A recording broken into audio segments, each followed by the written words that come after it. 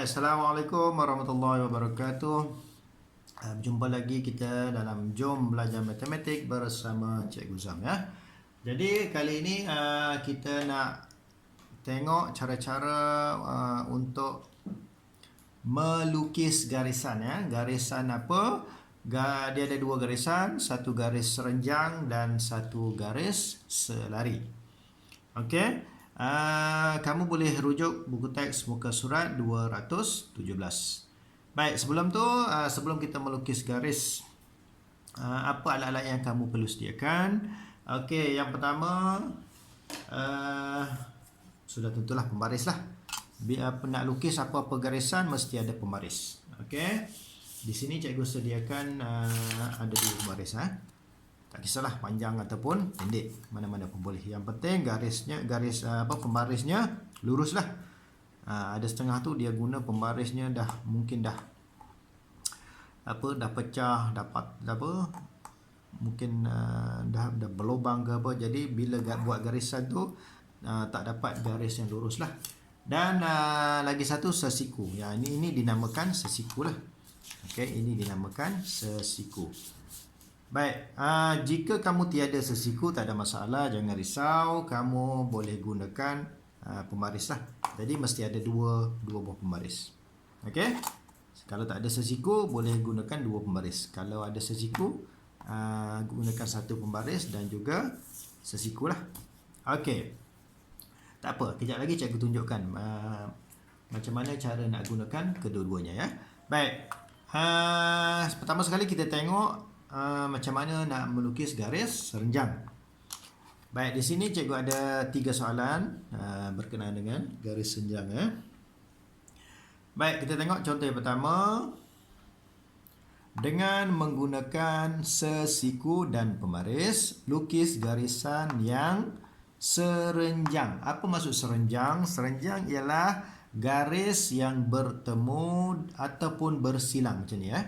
Dia bertemu ataupun bersilang dengan satu garis lurus lain pada sudut tegak. Dia mesti sudut tegak. Tak boleh serong macam ni ya. Mesti sudut tegak. Okey. Kalau tak faham, okey kita tengok macam mana. Okey, kita tengok contoh yang pertama ni. Okey. Lukis garisan yang serenjang dengan garis AB. Diberi garis AB, okey, garis lurus AB ni, dan macam mana cara kita nak buat garis yang serenjang dengan garis AB. Okey, sekarang ni ambil pembaris kamu.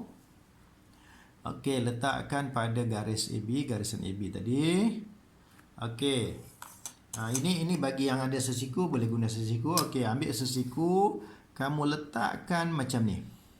Letakkan macam ni dan ambil kamu punya pensel,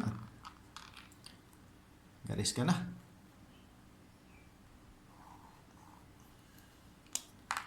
Okey, gariskan ya. Okey, sekarang kita dah bina garis yang serenjang dengan garis AB. Inilah dinamakan garis serenjang. Nanti jangan lupa buat satu kotak kecil tu. Maksudnya bersudut tegak lah. Okey. Senang saja, tak susah pun.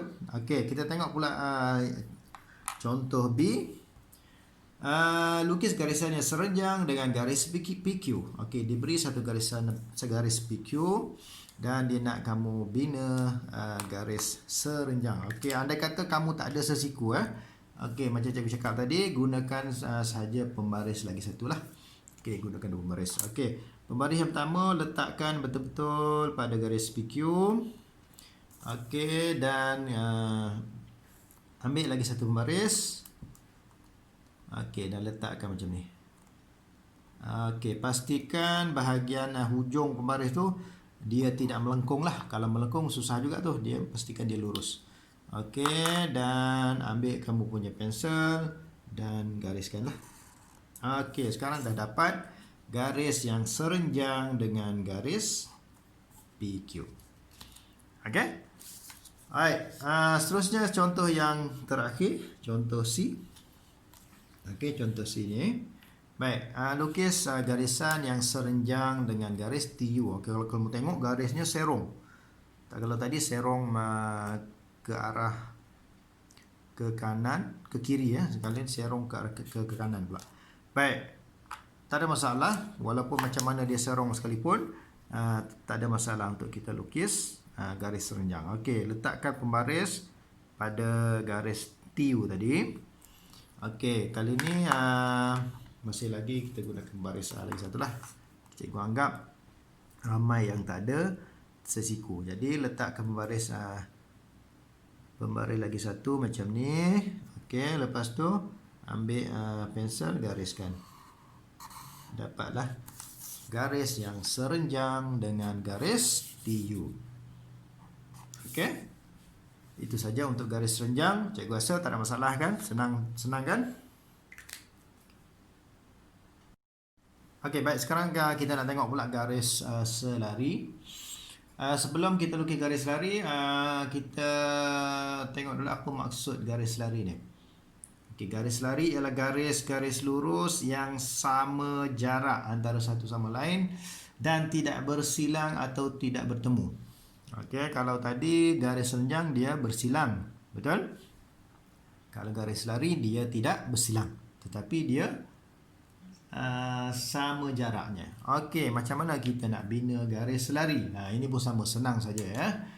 Baik, untuk contoh yang pertama, dia minta kamu lukis garisan yang selari dengan garis DE. Okey, ini ada garis DE yang diberi. Macam mana kita nak bina garis selari? Baik, kalau kita tengok contoh ataupun langkah-langkah yang ada dalam buku teks. Okey, letakkan pembaris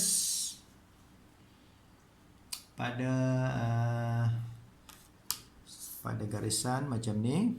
Okey, letakkan macam ni. Okey. Pastikan letaknya lurus lah, jangan pula sengit macam ni lurus. Pastikan lurus. Okey, pertama sekali saya nak gunakan sesiku dulu ya. Saya gunakan sesiku dulu. Okey, lepas tu letakkan macam ni. Ambil pensel, buat satu garisan macam ni. Okey, sekarang kita dah dapat garis yang selari dengan garis DE. Okey, nampak di mana sama jaraknya? Inilah sama jaraknya. Jaraknya sama. Dan tidak bengkok lah. Pastikan garisnya lurus dan tidak bengkok macam ni.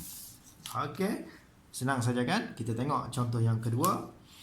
Lukis garisan yang selari dengan garis ST. Diberi garis ST serong garisnya serong, tapi tak ada masalah Okey, kali ini kita gunakan pembaris.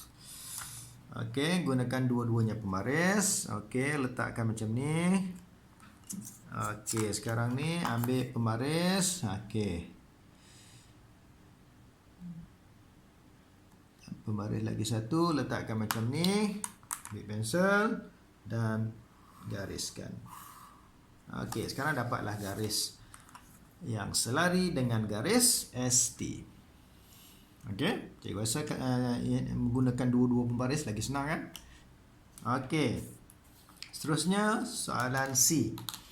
Lukis garisan yang selari dengan garis XY. Okey, kali ini dia serongnya dah hampir-hampir menegak ya. Okey, jadi macam mana? Okey, ini lagi senang. Kita nak guna satu pembaris pun boleh ya. Cuba tengok macam mana cikgu buat. Gunakan satu pembaris pun tak ada masalah. Okey, letakkan macam ni. Pastikan sama dengan garis tadi. Okey, lepas tu ambil pensel, gariskan. Nampak? Pun dapat garis yang selari dengan garis XY tadi. Jadi kamu pilihlah mana-mana cara yang kamu rasa paling senang lah. Okay? Sebab kita tak nak buat cara yang susah. Yang penting cara tu betul lah. Okay? Jadi cukup sangat tu untuk cara-cara nak melukis garis selari. Dan cikgu harap semua murid tak ada masalah jika diberi soalan untuk lukis garis serenjang dan juga garis selari. Okey, Cikgu harap pengurusan ini dapat memberikan manfaat kepada semua, dan sehingga kita berjumpa lagi. Assalamualaikum dan bye-bye.